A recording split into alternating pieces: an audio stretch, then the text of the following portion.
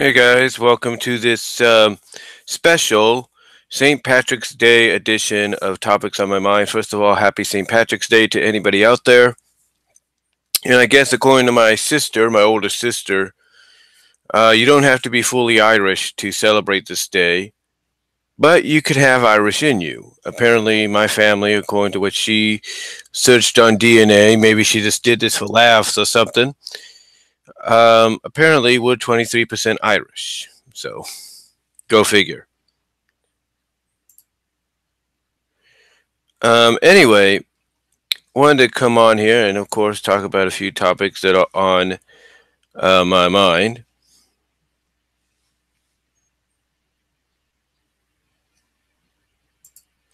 Um, on this St. Patrick's Day, if you will.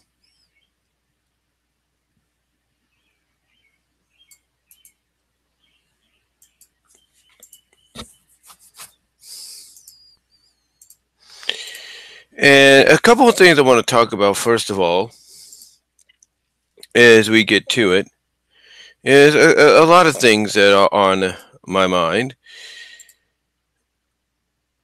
One of them we're going to talk about here. I can look it up, make sure I get it right. Couple of topics I want to talk about. Hopefully we can do this real quickly before my family comes home from church, which I did see online. But apparently they took it off. They took off the second service off the Facebook watch page they had, so I don't know what was up with that. But the topics I'm going to talk about, last night I didn't listen to most of it, but I didn't listen to all of it, I should say, but I listened to a majority of it. Clownfish TV here on YouTube. I'm probably provide the link down below, but you can look it up. You can probably look it up by going to the search engine, putting Clownfish, She-Ra, and all that. But one thing they talked about, which was really interesting, because ever since She-Ra and the Princesses of Power, which is the Netflix DreamWorks reboot of the She-Ra franchise or character, it's gotten mixed reactions, and one of the it's got mixed reactions. It's come under a lot of fire, controversially. And one of the things that a lot of people got on about it was, one of the things people would bring up, and the folks at Clownfish even brought this up, was it felt like it was more of a fanfic brought to life. And apparently Noelle Stevenson, in an interview with Sci-Fi, recently, I guess, confirmed that that's exactly what She-Ra and the Princesses of Power are, and we'll talk about that when we get to it. The other thing is the NCAA tournament brackets will be revealed today, and I'm going to discuss why folks only get truly excited at this time of year when it comes to NCAA basketball. I will also talk about who will truly main event WrestleMania, because I've been thinking about that for a bit, as well as something that, people like Review Tech USA and many others, Pat the NES Punk has brought this up, but basically, physical media becoming obsolete. Or is it? I should add that to the thing there. Yeah, or is it?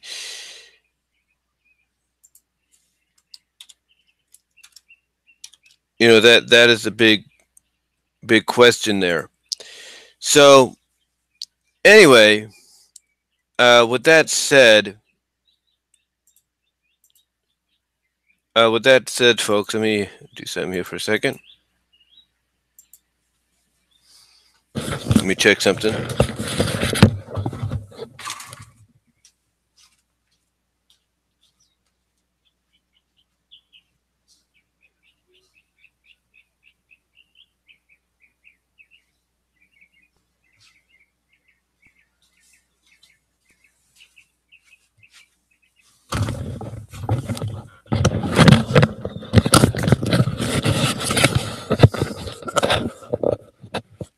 Sorry, folks. I thought I was just checking on something real quickly there. But yeah, basically, let's get into this while I get the link here so I can try to provide this elsewhere as well.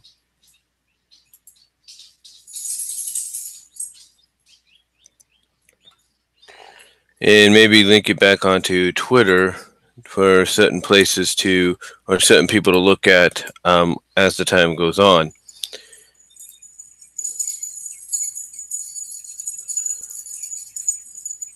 For a sec.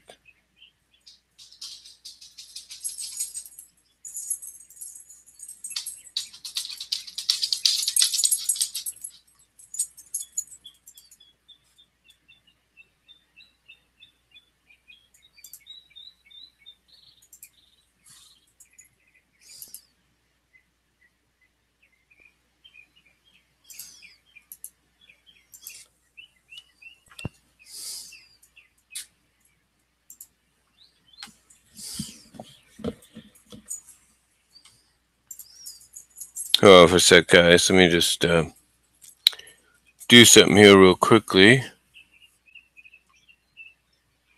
Okay, I think that I figured out. All right.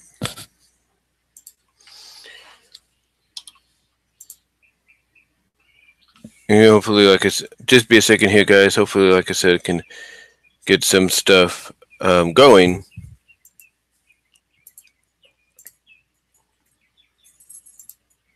You know, before my family gets home or something. So, but yeah. So take care of that for a second. Put in some tags here, and while we're doing that, let's talk about exactly the first topic here, and that's about She-Ra.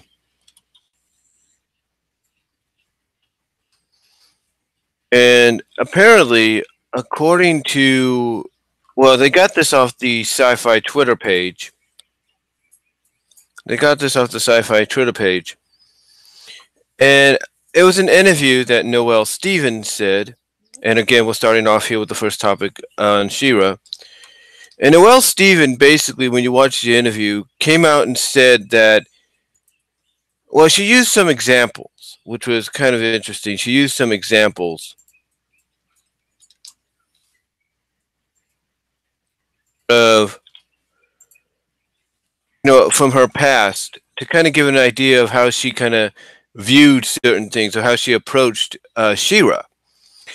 And apparently, Noelle Stevenson, at one point when she was a kid, would play with the Star Wars figures that her neighbor had, would not give them back until I guess she was told to, but she would pretend to have her own adventures. Like, she didn't know who the characters were or their names, so she would pretend to have her own adventures and she would give them new names, which is, you know, as a kid, it's kind of common. If you don't really know much about the character, but the character looks cool to you, and sorry about that, just moving my headset here for a second. But if the character don't look that cool to you, or if the character, I should say, looks cool to you and all that, you know, you're gonna want to, make them your own. That's pretty much a foregone conclusion. You're gonna want to make them your own. And like I said, it's a foregone conclusion that, you know, you're gonna want to make them your own and all that. You know, make up your own stories, make up your own adventures, and whatever. So apparently, she went on to also mention that she's done this, I guess, with She-Ra, or I guess with the She-Ra figures or something. And to be honest, folks, I guess Clownfish TV, if they are watching this, are not too surprised by these developments. They're not. Mainly because of the fact that, you know, that when people would look because people, like I said earlier, like I said at the beginning, they would look at She-Ra and this interpretation of She-Ra and be like, why is she being portrayed this way? Why are they going this route? Why are they ignoring this? And then when you kind of listen to this interview by Noelle Stevenson, it kind of gives you an idea that this is what she envisions. This is what she wants to know. As a matter of fact, the folks that reported this at clownfish.tv who talked about this, I think one of them, her name is Glitter or something like that. The one of the Clownfish TV people. I'm sorry if I got your name wrong. But she brings up the fact, because they showed a clip from the interview, and they paused it after one particular moment where Noelle would say she wants to know the background of these characters. She wants to know this. She wants to know that. And I have to agree with what they said at Clownfish TV. When you're making something like, let's say, a retcon or a reboot on, or you're trying to revive something for a new generation from the past, like a She-Ra or a He-Man, you cannot you cannot come out and say you're doing it because you want to see what would happen if the characters did this or that. You want to see. You don't say that. What you do is you go out and you give the fans what they want. Hold on for a sec.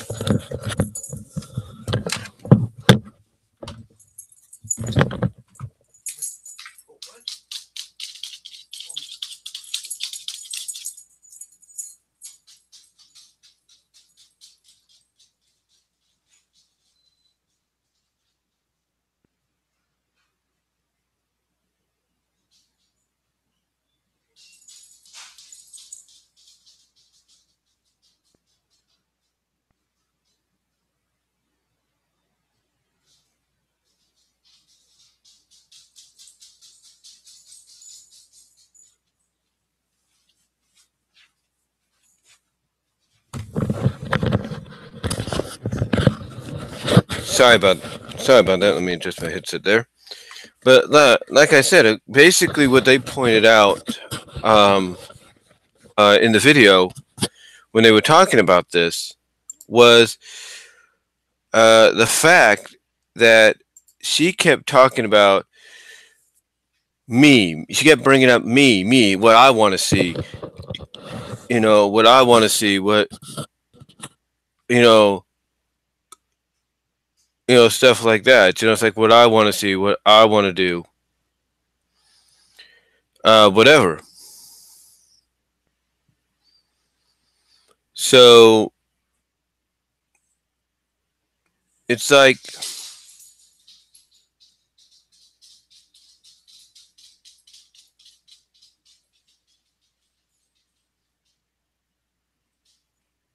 hold on.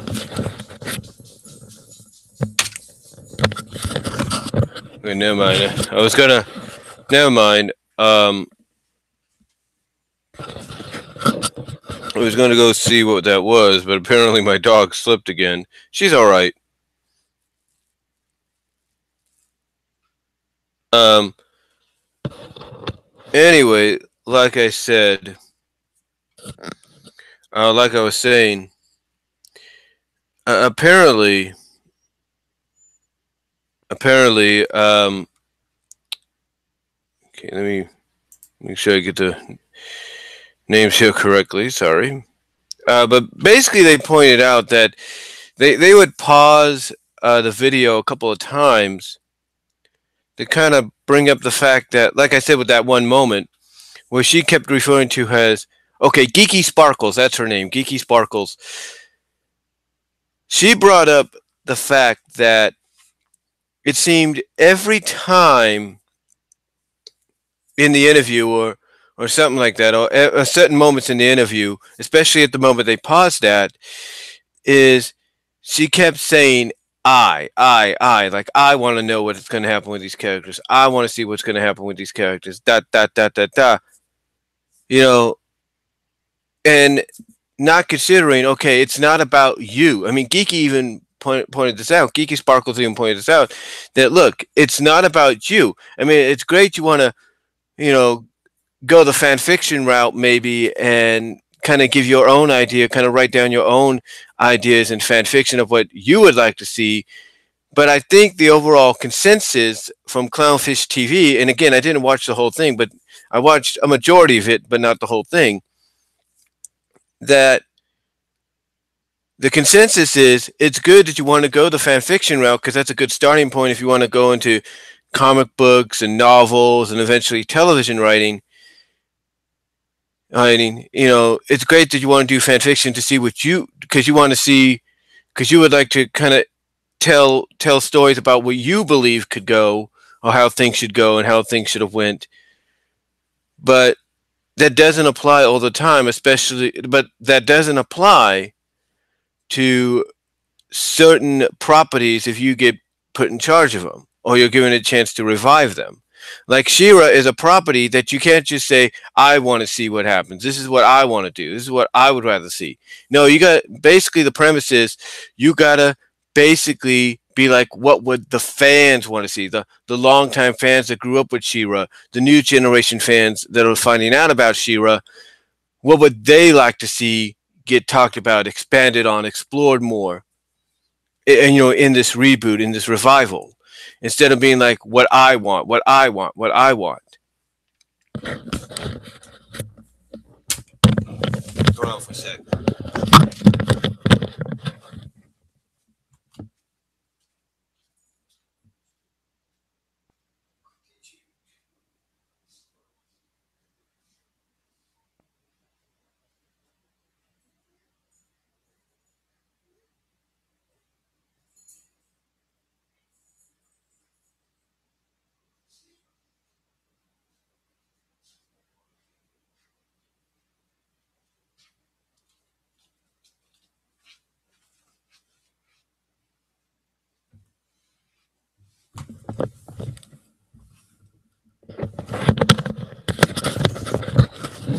Sorry, folks, I was just checking something there, but like I said, it's basically the fact that from what the from what if you watch the interview from what they were showing, basically Noelle is going the wrong way about it.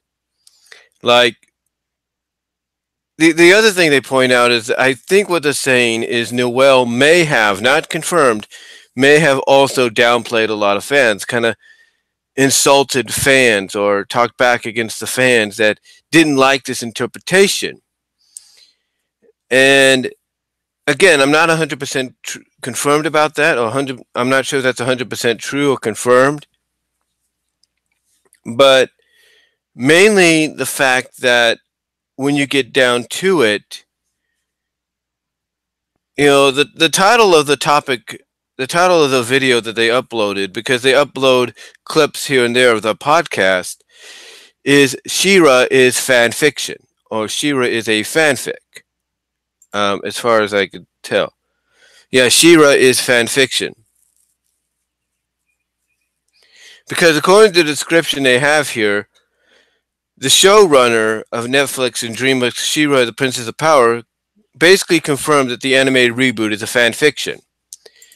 Because another thing that she brought up, that being Noelle Stevenson in the interview, was she became a Star Wars fan like everybody else. Even complimented that the second one was a very good, was probably the best movie, that being Episode 2, one of the rare defenders of that film. So she basically stated that in the second film, she didn't like what happened to the shape-shifting alien, so she decided she was going to go home and write up her own story about this character where I guess she doesn't die and explore her story even more, if not expand on it in her own, with her own headcanon. And that's basically what we're getting here, apparently, from what she's basically coming out and saying about She-Ra, is we're getting her own headcanon of what She-Ra is about. And again, you don't do that. You cannot do that. You got to have some resemblance of what made She-Ra She-Ra, so that the hardcore fans can enjoy it. Now, I'm not saying that the hardcore fans don't like this interpretation of She-Ra. There are some that do, probably more than we can imagine. But there's also a lot that don't like it due to the fact that it's basically, especially after listening to this interview, it's basically just someone's own personal interpretation of what She-Ra would be like.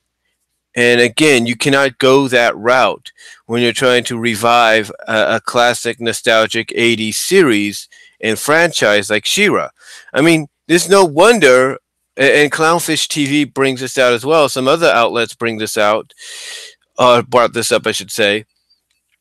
You know, it's no wonder that She-Ra, that Mattel separates their She-Ra from the DreamWorks one. Because I'm guessing, and now even more so after probably listening to this interview, they realized that that She-Ra that's on Netflix and courtesy of DreamWorks is just a fan fiction from somebody's own personal headcanon and not the true She-Ra.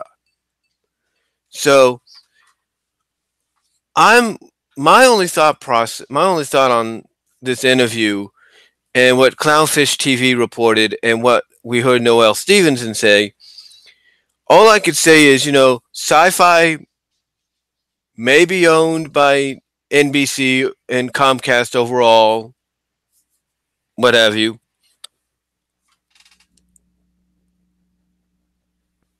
You know, they may be owned by this huge Comcast conglomerate overall, but in the long run, what's going to happen is because of the way she basically said, this is what's going on. This is how I see it. You know, this is the way I think it should go. What's going to happen in the long run, ladies and gentlemen, and this is just my opinion, what's going to happen in the long run, like I said, just my opinion, folks. My opinion. What's going to happen in the long run is the people over at Netflix and mostly over at She-Ra, not She-Ra, but sorry about that. Just a thing came on there. And hello, New Justice and Mr. Wrestling Biggest Fan. I'll get to that in a moment, man. I'll get to that in a moment.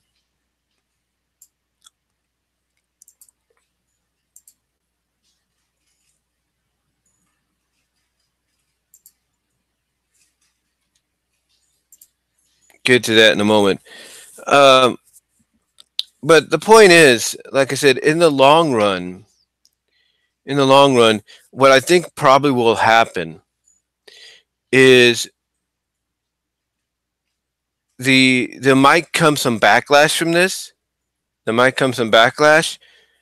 And that backlash is going to possibly, if there is some, probably start eventually filtering over to the head honcho at Netflix, the head honcho of DreamWorks, and they're going to be like, so, and they might, not saying they will, but they might, if that happens, might call Noelle Stevenson over into the offices or on the phone, or the chat with her on video call or whatever, and they'll say, look, if that's why you wanted to do She-Ra because you wanted to do your own personal headcanon, then you need to fix this because that's not what you told us you were going to do. You said you were going to bring She-Ra back, you know, to, you know, kind of bring in a new generation as well as the old generation, but you didn't tell us you were going to do it because you wanted to use it as your own personal playground.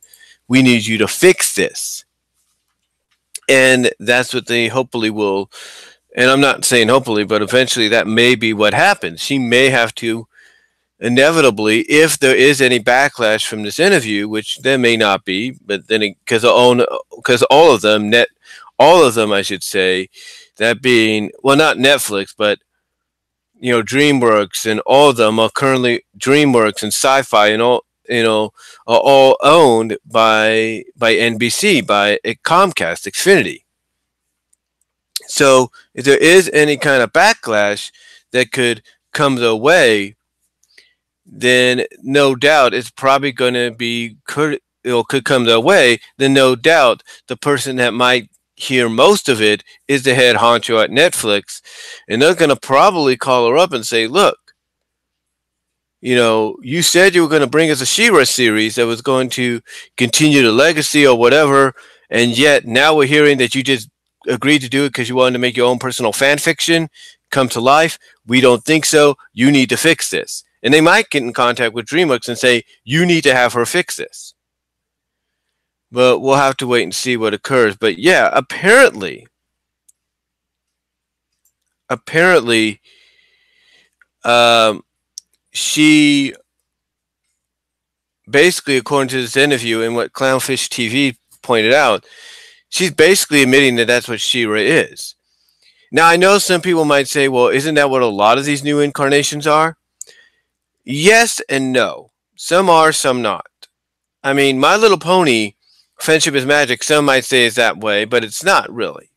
It's more like a hybrid. Like, part of it is kind of fan fiction-y, but it's all original as well. It stays true to what made MLP a huge hit originally, but it's also given it a new lease on life. And it's finally given us, it's doing something that Hasbro should have done back when they did the original G1, and that's give us established pony characters that we can identify with, have their own unique looks and personalities. So yeah, you could probably say that about a lot of shows. MLP might fall in that category too, but not really. But the reason it's kind of this way with She-Ra and the Princesses of Power is not just because Noelle Stevenson's admitting it in a sense, or Clownfish TV is pointing it out. It's mostly due to the fact that when you watch some of the episodes, or you hear what some people have to say about some of the episodes and how they criticize it, either negatively or positive or mixed reactions, just like with any show. But with this show, apparently, from what I've been seeing, you kind of now understand why they're having those kind of reactions, those mixed reactions, those negative reactions. Because basically what they're watching is a fanfic come to life. So, again, will there be any backlash, that comes from this interview that Noelle Stevenson did? I can't say. But I will say that if there is any kind that would come, and anybody that might, pay attention to it mostly, it'll be the people over at Netflix, the people, the head honchos over at Netflix that might get in contact with DreamWorks, might get in contact with Noelle Stevenson and say, look, you said this, you said one thing, but you've just admitted about doing it another way. Basically, they might contact and said, hey, you promised us one thing, but now you're coming out and saying you did it, another way. Like, you're not giving us what you promised because you promised us this, and yet you're admitting to this. So maybe there might be something that comes of it. If there is, don't be surprised if Noelle Stevenson comes out or somebody comes out and says, hey, we got this special coming up, but we're going to acknowledge, where this She-Ra lies within the whole Masters of the Universe, if you will, continuity or franchise. So don't be surprised if that happens. Don't be surprised. But anyway, that's all I'm going to say on the whole She-Ra thing and if it's a fanfic or not.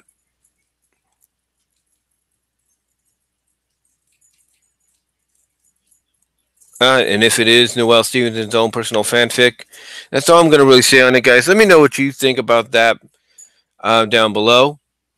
Now, we're going to get on to something that will be happening later today.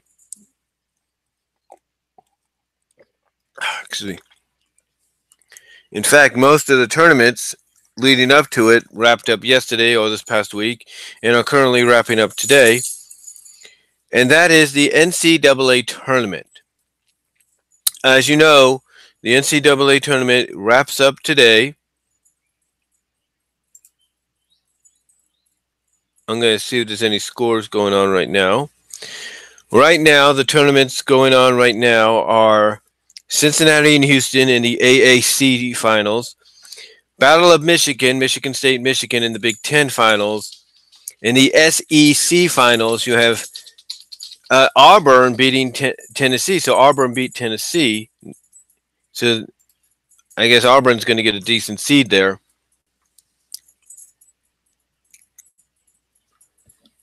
And I don't know what happened with Kansas. They got beat by Iowa State yesterday. So,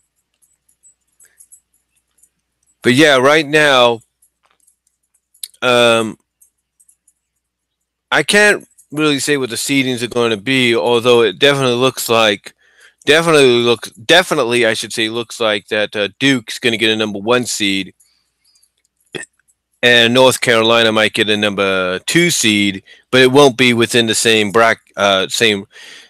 regions. Anyway, so yeah. Anyway, the reason I want to bring up the tournament is because it seems to me, and it's not just with the NCAA tournament, but with anything, tournament wise or playoff wise and all that. But it seems more people get excited for an event like the NCAA basketball tournament or the NBA basketball tournament or whatever, more so than they do the regular games. And heck, even with the college bowl games, people get excited. Even if it's just a meaningless game or the game that opens up the bowl season. And I think the reason for that is because when it comes to, let's say, college bowl games, you don't usually see these teams get broadcast nationally or worldwide. So this is like your one shot, probably in a who knows how long, or who knows for how long, to see these teams in this big environment, even if the bowl game that kicks off isn't that important or sells out. The NCAA tournament, basketball wise, it's kind of in that same category, if not higher above. Because I think what makes this tournament more interesting than anything, especially the NBA. And the NBA's got a good tournament as well, but it's not as big. But what makes this tournament so big at the expansion of, 68, is you never know what small college or university is going to surprise you. We know that in 2 days, I think in the next 2 to 3 days, we have 2 tournament first round games or opening round games. Basically, what those do is determine who the number 16 seeds are going to be in certain brackets and who the number 11 seeds are going to be in certain brackets, as far as I know. In other words, if, let's say, Duke gets an overall number 1 seed, basically is the number 1 school, which they look like they're going to be, then the team they're going to be facing has to play their way in to the second round starting on Tuesday or Wednesday. And whoever that team is has the inevitable task of trying to do something that rarely has been done in the NCAA tournament, and that's number 16, the lowest number 16, beating the overall number 1. That's going to be the biggest task ahead of that school. But that, to me, is probably the reason why people get so invested in the NCAA tournament more than anything. It's not just to see their favorite colleges or schools competing. Whether, in my case, it's Kansas, Kansas State, Cal, Stanford, what have you. Or in the case of people like Mr. Wrestling Biggest, fan, Duke. It's not just because of that. It's the intrigue to see what teams that you don't normally see on a national, worldwide basis, but mostly on a regional basis, regional county basis, whatever, to see what they're capable of doing against these big schools. I mean, let's say you have a team in the tournament that's at number 16, and they don't have that big of attendance and then school wise, as far as students and all that, but they're big enough to become part of NCAA Division 1 or whatever they call it for basketball. And let's say they go up against Duke and they beat Duke. People are going to talk about that team, and that team, even though they found a way to beat Duke or they beat North Carolina or whoever is a number 1 seed, people are going to pay attention to them because they're going to want to see if they can continue that streak. They're going to be one of those what they call Cinderella teams. And again, and that right there is the biggest selling point and novelty there is. Who's going to be Cinderella? Is it going to be a number 16, a number 15, a number 14, a 13, a 12, 11? Is it going to be one of the one of the schools that's seeded 11 to 16? Is it going to be one of them because those are the true Cinderellas? Or is just going to be a battle of, or is the NCAA tournament just going to be a battle of basically, what is it, the top 40? You know what I'm saying? The 1 to 10 seeds in each, region. Is it going to be like that? We don't really know. We don't really know. But I do know this. I do know this. This tournament this year's tournament may be the most watched one yet. It may be the most watched one yet because now I haven't paid much attention to college basketball this season, only except for maybe what KU and K-State does. But I'm going to say this. If what I've seen and witnessed, what I've heard, seen, and all that, from what I've heard and seen, I should say, there have been some majority of upsets no one thought was coming. So I think that's going to be why this will be one of the most watched, because you're going to probably have teams in there that a lot of people are going to say are capable of succeeding in the tournament and shocking people, shocking schools, shocking fans. And I wouldn't put it past any of those teams that are going to be in the opening rounds this Tuesday and Wednesday to do just that, because there's no doubt they probably could and would, if not will. But yeah, I think the only reason people tune in to the NCAA basketball tournament or anything like that, especially at that time of year when it comes to playoffs and all that, is because of the intrigue of who's going to shock the world. Or, and when it comes to college bowl games, when are we going to see these teams again? So, but yeah, I think that's why people only pay attention to the NCAA tournament at this time of year, because of that intrigue factor of, what small schools, unknown schools, will become the true Cinderellas of this year, the schools that are seeded 11 to 16, and what schools out of them could shock the world. So that's what I see there. That's what I see there for people that get more excited for the NCAA tournament this year than anything. Now, on to the next subject, which is WrestleMania. And as far as your question, Mr. Wrestling biggest fan, it's kind of up in the air,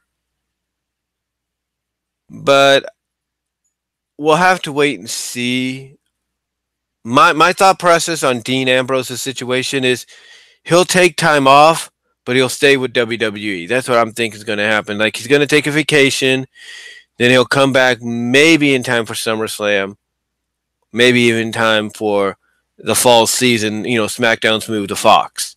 So that's what I think could happen with Dean Ambrose. Like, he'll take a break for a while and all that, kind of find himself, build himself back up, and then he'll come back. That's the way it's looking like it right now. But I don't think he's going to be gone from WWE for good. I don't. But getting on to the question here. Again, on that question, but the next topic here.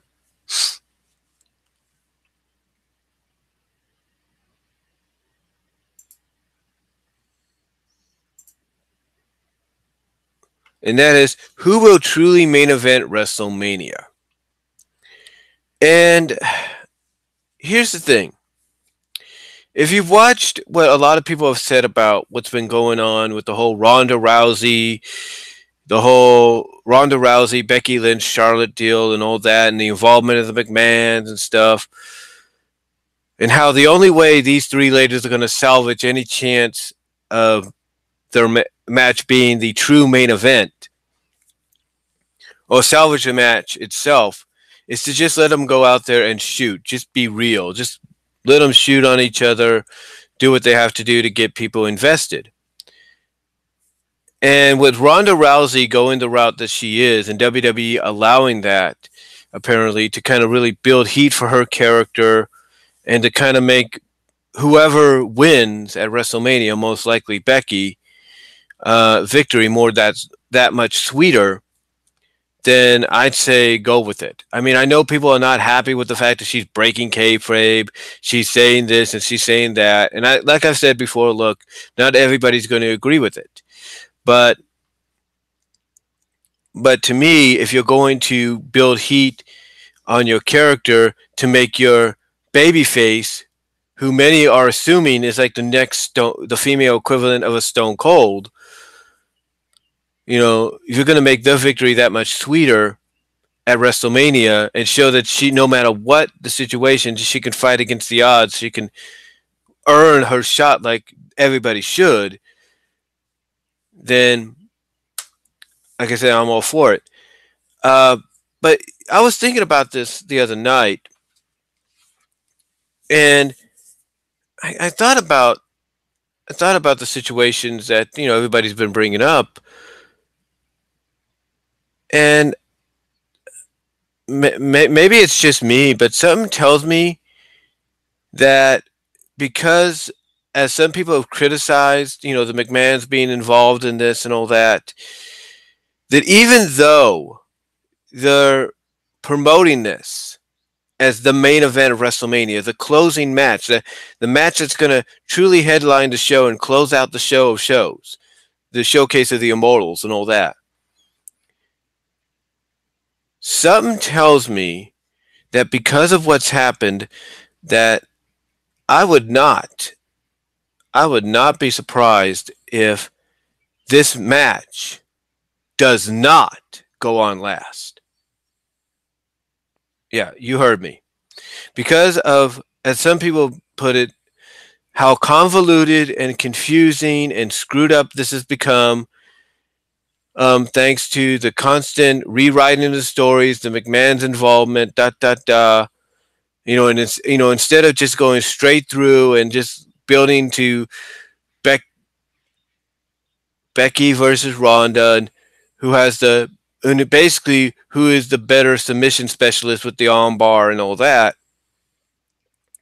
Like, instead of building to that moment, instead you have the McMahons getting involved, you have the unsuspension, you have this, you have that, you have Becky limping, hobbling with a crutch that she finally threw away. You have all this convoluted mess, and something just, I don't know what it is, but because of this, something just gives me this gut feeling that the opportunity they had to be the first women to truly main event WrestleMania and close out the showcase of the Immortals, the show of shows. I think because of what's happened, that opportunity became lost. Now, it still could happen. I'm not saying that it still can't happen. I'm not saying that. But the way things have been positioned, the way things they have just gone who knows where with this, trying to be unpredictable, which right now is not making them look good, that being WWE, something tells me that there's a 50% chance this triple threat match is going to be the second to last match on the card.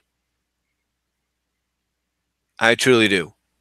Because if they had not convoluted it, as a lot of people have mentioned, and I have noticed as well, as much as they did, then this match would probably, no doubt, hands down, be the main. Basically, like I said, no doubt, hands down, straight up, be the closing match, the headline match of WrestleMania, closing it out with Becky Lynch on top, possibly. But because of the fact that they've convoluted it so much, they've gone in different directions here and there. They don't know what they're doing. I think what it's caused this to do is it's caused it to cool down just a bit. Hopefully it'll pick back up. You just let the women shoot on each other or work shoot on each other over the next few weeks. You know, if you have to have Stephanie McMahon involved, have her come out. And here's the thing, I'll get to that moment. But like I said, let the women just work shoot on each other, whatever, rebuild any interest and intrigue in this match, so that when you finally do decide, okay, this is, we want to, that you still want to close out WrestleMania with it, fine. It's fine. At least you found a way to salvage it by letting the women involved in the match, you know, build towards it and nobody else.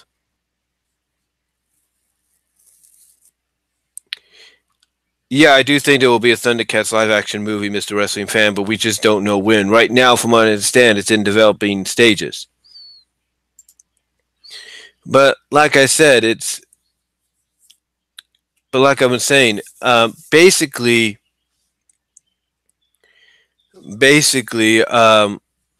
you know, you need to let the women do their best over the next couple of weeks to really resalvage this matchup, to keep it basically at that main event closeout WrestleMania level.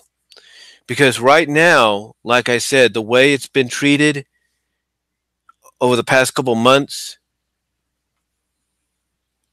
a month and a half, the way it's been treated, the way it's convoluted as it's been, right now it'll be lucky to be still primed in its position to close out Mania. But right now it's more than likely that if they don't find a way to truly salvage this and just let the women do their own thing, do their own thing, let them shoot, whatever, then it's more than likely this match will be the second to last match. And the match that will take its place as the closing match for WrestleMania will either be Kofi and Daniel Bryan, or more than likely, because he gets paid a lot and Vince McMahon likes this guy so much that he's willing to shell out so much money to this guy and not care that he takes the Universal Championship with him for months and it's not seen for a while. More than likely, if it's not Ronda, Charlotte, and Becky, and possibly not Kofi and Daniel, more than likely the true closing main event, the match that would close out Mania, is Seth Rollins, Brock Lesnar. You know that. You know that for a fact, that because of what's happened, more than likely,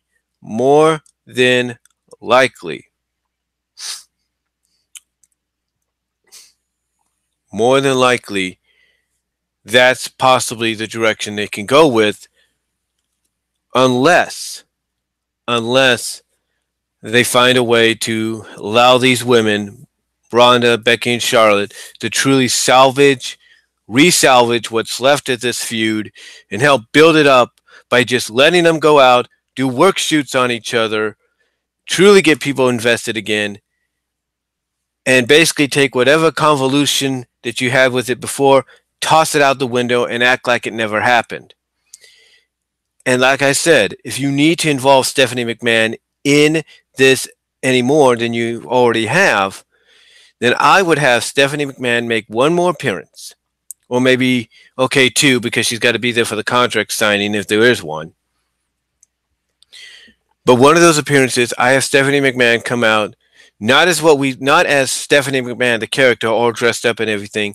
I have Stephanie McMahon come out as Stephanie McMahon, the person. No makeup, well, slight makeup and everything, but just look like a regular at home person.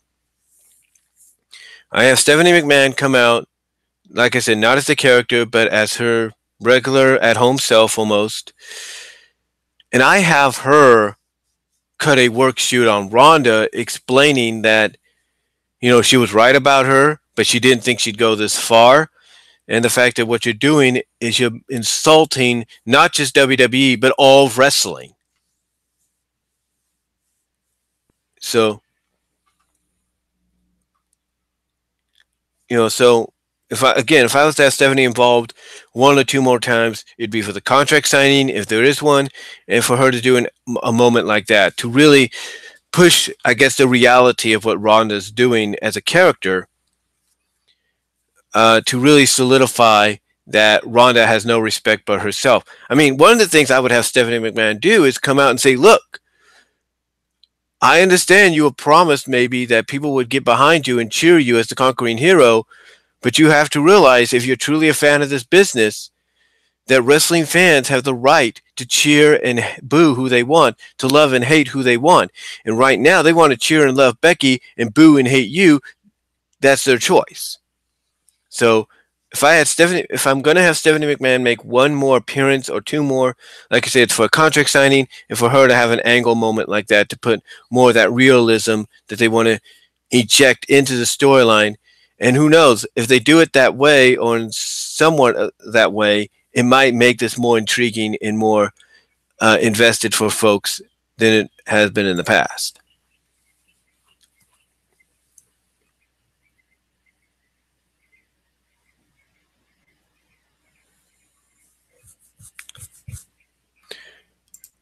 I'll save that for another video, but if you want information on that, check out the Schleg Daddy's YouTube video, Schleg Daddy TV. He'll be talking about that a lot more. But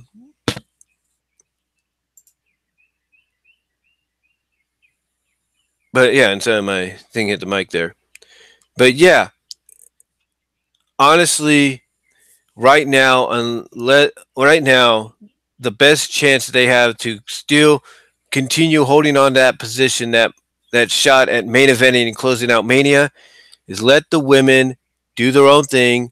And like I said, if you're going to incorporate Stephanie McMahon again, have her incorporated for the contract signing if there is one, and then have her incorporated for maybe one angle perhaps that you could do with her coming out as not the character but as herself, as like her at home self, and have her basically do a work shoot with Ronda and all that, mentioning, look, you'll probably promise this, but you got to realize, if you're a fan of this business, like you say you are, that people have the right to choose who they want to cheer and love and boo and hate. And right now they want to cheer and love Becky and boo and hate you.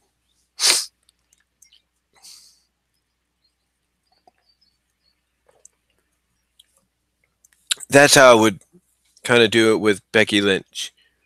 Not Becky Lynch, but that's how I would do it with this whole thing, to help these women still hold on to that momentum come WrestleMania, especially to main event the show. But right now,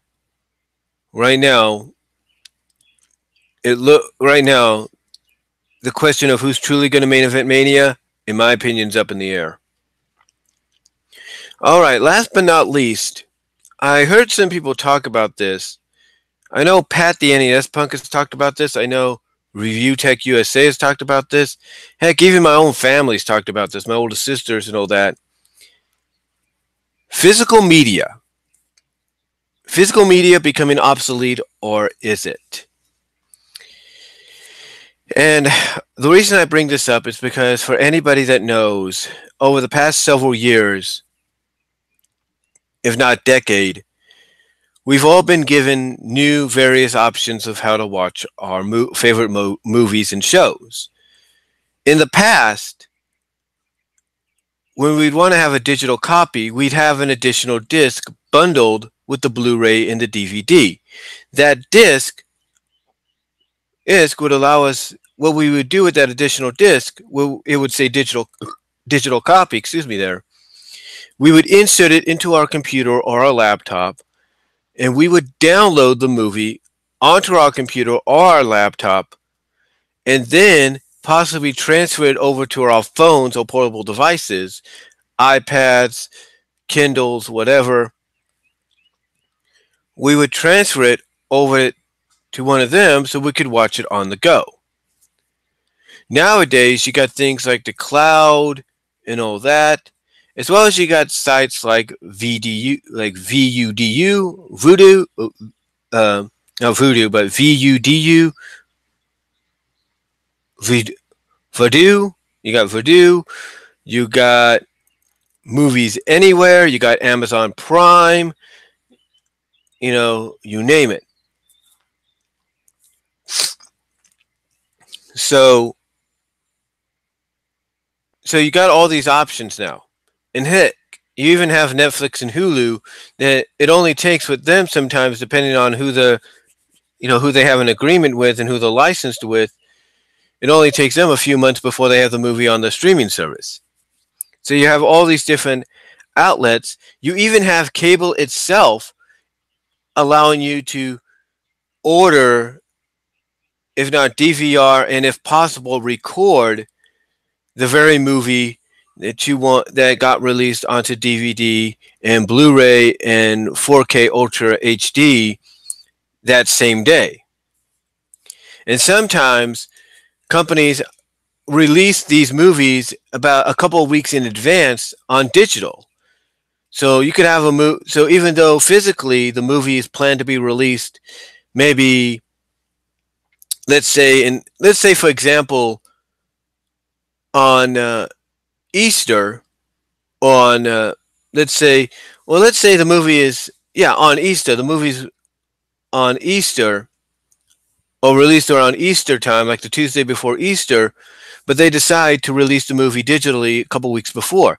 Studios can do that now, and everything. And I think this is why people are looking at the fact that, or asking the questions of, is physical media becoming obsolete?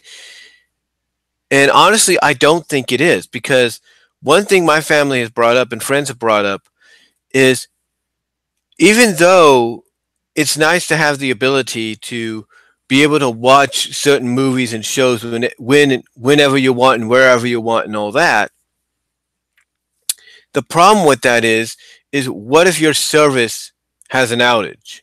Or what if your service, because you're just a day or so late on paying the bill, decides to cut you? Whether it's your mobile phone service, your cable service, whatever, your internet service, you get the idea. How are you supposed to enjoy the movie that you have digitally, that you have downloaded digitally with a code and whatever, if you don't have no way of watching it? Well, that's where physical media comes in. Because just because you can't watch it digitally doesn't mean physically you can't go over to your shelf where your movie is, where that movie is, pull it out and put it into your Blu-ray or DVD player and watch it like that. Because you can. Like I said, because you can. Just because, like I said, just because, like I said, you can't, just because, what I'm trying to say is, just because basically you have this opportunity right here and now to go and watch these movies and shows whenever you want. Like I said, if you lose your access ability to do so, that's where physical media still comes into play, because you'll be able to watch the physical media whenever, wherever you want. Now, the other thing about, now I will give digital media this. They do give you the opportunity when you do put in the code to download the movie to watch offline and you get this ability through things like Netflix. I think Hulu's doing it. Movies Anywhere, VUDU. You're getting these opportunities elsewhere as well because they know there is that possibility you would lose your access to be able to do so online. But the other thing they allow you to do is not just download it, but if you're able to download it to watch offline, or even, whether it's through the site or even download it to watch offline and it's a file, they know that you have things like, let's say, this right here that you could put the movie or the show on, and then you can watch it whenever you want on your mobile device without the service. So, yeah, they do give you that ability. But if you're at home and you rely more on your Wi-Fi and you don't have that Wi-Fi for the moment, what are you supposed to do? How are you supposed to watch a movie? Let's say you're in the middle of watching Avengers Infinity War, all of a sudden the power cuts out or your Wi-Fi gets taken off because they're doing maintenance or whatever. How are you supposed to finish watching it? Oh, that's right. You have the physical copy on Blu-ray, 4K Ultra HD, or DVD. You can watch it right there where you left off. The point is, guys, yes, digital media is becoming more prominent at the forefront than ever before. It is. But physical media is still going to have a place. Even video games kind of in this situation. But even though they're in this situation, people rather prefer having the physical version over the digital. Even though the digital, and I can say this from experience, has less glitches and less chance of being damaged and all that. But even though it has less chance of being physically damaged, that being digital copies of games and movies, whatever, it doesn't mean that they're safe. You see, nowadays, you almost every other month or every few months or every quarter, you hear about someone hacking into a system, whether it's Microsoft, Apple, whatever, and screwing things up because they want to, or because they want to send a message of, if we could do this, what else could we do? How about we make a deal or whatever?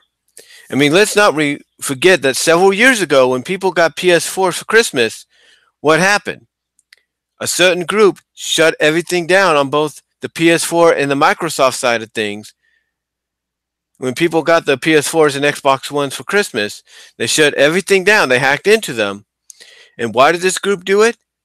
Well, it may seem ridiculous to a lot of people, but by doing so, they sent a message of, hey, if we could do this, what else can we do? You don't want us to do this, hire us. That was the main reasoning for doing what they did. They wanted to get hired. So they wanted to send out a worldwide example of what they were capable of doing.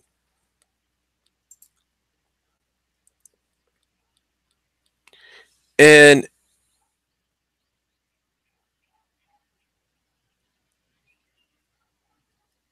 and that's the thing. And that's the thing. Even though digital is more accessible no matter where you go, even because it's more accessible, does not mean, guys, it's not in danger. It's not in danger of being corrupted or hacked into. Again, this is where physical media sometimes comes in play, because nowadays you also have portable Blu-ray and DVD. Well, of course you have portable DVD players, but you also have portable Blu-ray players and perhaps even portable 4K Ultra HD players, for all we know. So there is a good chance that even on the road, if you don't have access to your LTE 4G or 5G service, that you'll still be able to watch your shows or your movies through that physical device. I mean, let's say you forget about, or let's say your SD card might be, or micro SD card might be damaged. you still have that other option, bringing that portable player with you to watch your shows and movies on that. And there's the other thing too. Not all shows and movies are available on digital just yet. I mean, there are a lot that are, but not every single one of them. And the only way you could actually get some of these shows and movies is through DVD or Blu-ray or 4K Ultra HD if they get converted that high. But that's the only other way you can get certain movies and shows that have yet to be released digitally or distributed digitally.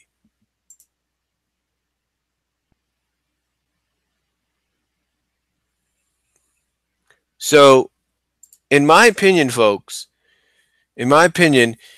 overall, do I think physical media is obsolete? No. It still has a strong presence, and I think it's going to be here for the longest time. Yes, it's nice to have these digital options and everything, but again, there's always a catch to it. And that catch is you're connected through a service with them, whether it's your LTE service through your phone provider or whatever, or your internet service, whether that's through your cable company or whatever. You always have a catch. And the best solution to that is to hopefully see if a site like Movies Anywhere, Netflix, Hulu, or whoever gives you the option to download and watch your show or movie offline. And if, as well as at the same time, allow you to download when you do the download, it gives you a file to go along with that. So yeah, honestly, I don't think physical media is dead yet. I think it'll be a long, long time before it's dead. And I think everybody knows that. Because because here's the thing. When it comes to the clouds and all that, being able to watch your stuff digitally wherever you want, you still have that issue of getting a strong signal. So my opinion is if physical media does finally ride off into the sunset, it'll be after the streams and all that, the signals that you need, LET, Wi-Fi or whatever, mobile, whatever, at home, mobile, whatever, it'll be after, and this is the truth, after those are straightened out and nobody has to worry about any lags or anything. So until there's no more lags, physical media is still going to be around, in my opinion. And it's going to be around for a long, long time. So, but yeah, that's all I'm going to say on that. And that's pretty much going to wrap up this St. Patrick's Day edition of this live stream of Topics on My Mind, guys. Thank you all for watching live. I really appreciate it. I really appreciate the support and the watching, guys. Thank you all for tuning in. Ivan, New Justice, really appreciate it, guys. And that's all I can really say for now. I'm going to try to get myself ready because I'm supposed to go down to my sister's later on for St. Patty's dinner. So until next time, guys, let me know what you all think down below. Comment if you like. Love to hear from each and every one of you. Thank you again for all of you tuning in live. And thank you all for tuning in post-live after it's been uploaded. Let me know what you all think down in the comment section below. And I will talk to y'all later. God bless. Take care.